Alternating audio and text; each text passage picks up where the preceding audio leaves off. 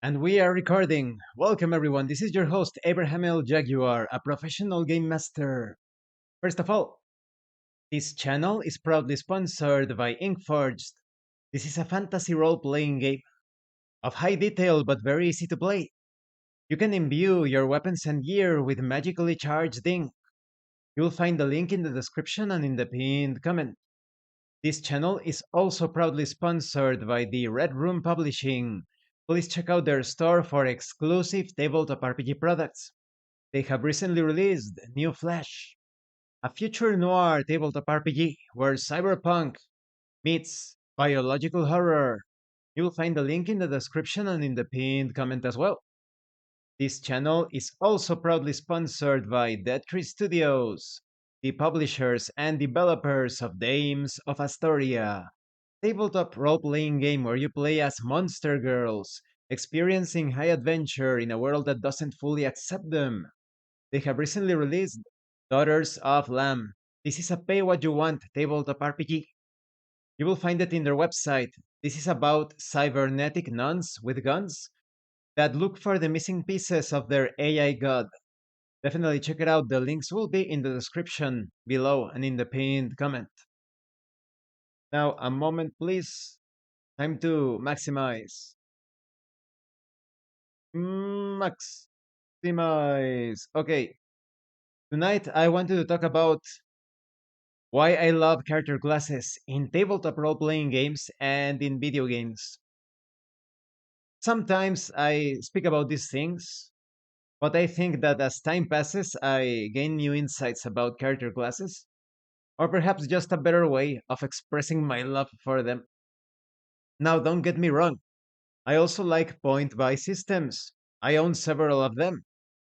I have uh, Cepheus Deluxe, I have Traveler, which are pretty much the same system.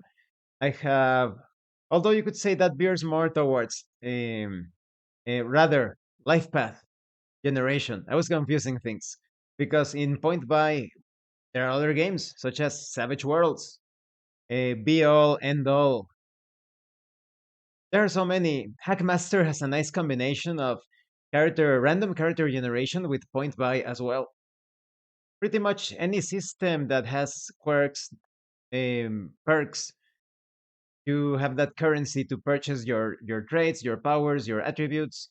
I also like OVA. I think OVA is one. There are a lot of anime games like that. The the point is that character classes are pretty much pre-built templates in most cases. And I think that's why some people do not like them, but I love them and I will tell you why I love them in a few moments. I think a lot of people feel as if they are getting limited.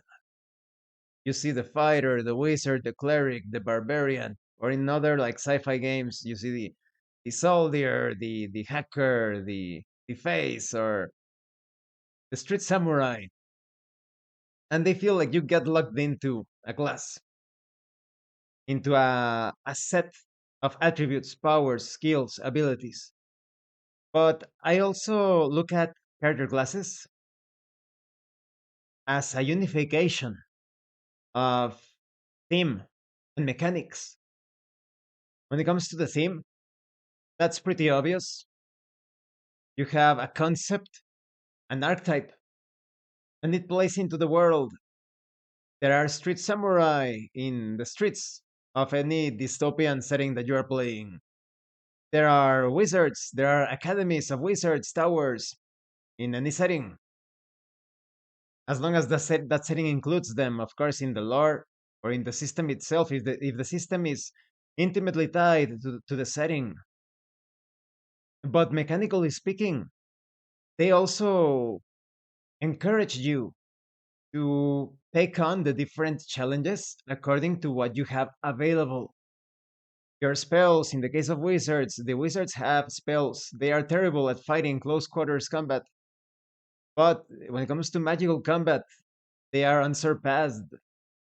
So any sort of challenge, be it combat or navigating the dangerous environments, you rely on your spells almost completely.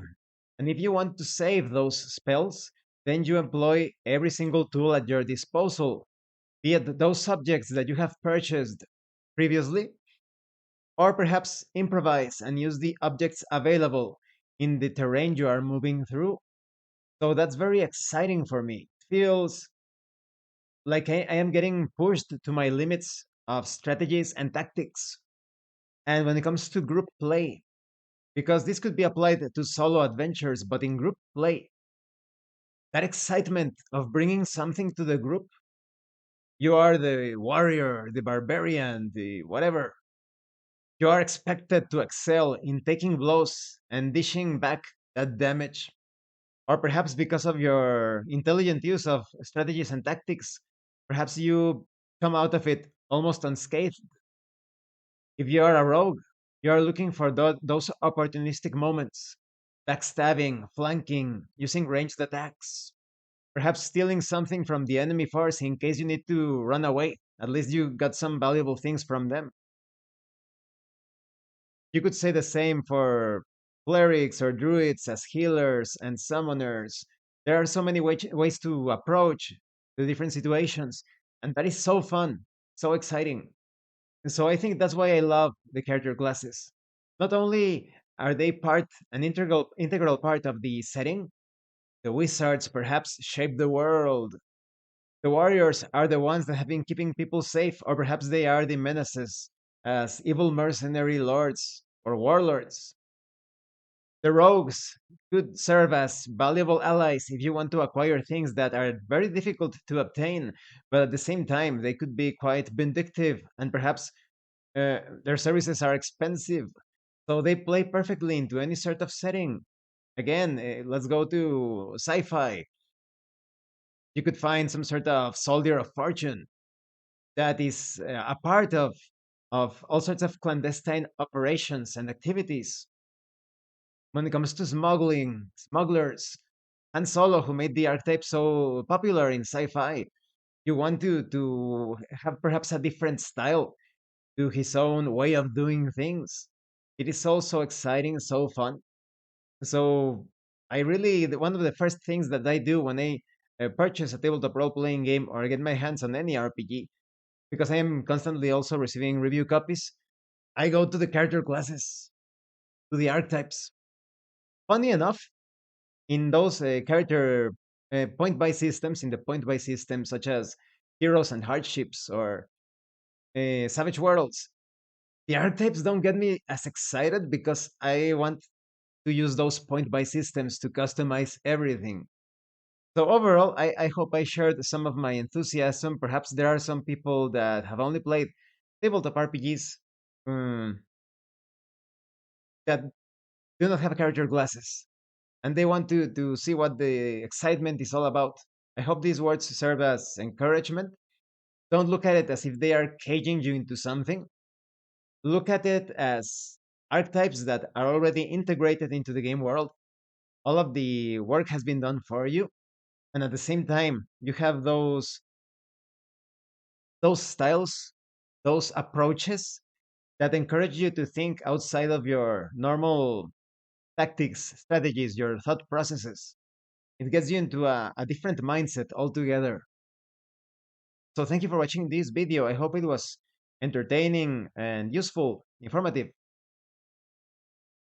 Um, and thank you so much to those of you that are going the extra mile to support the channel.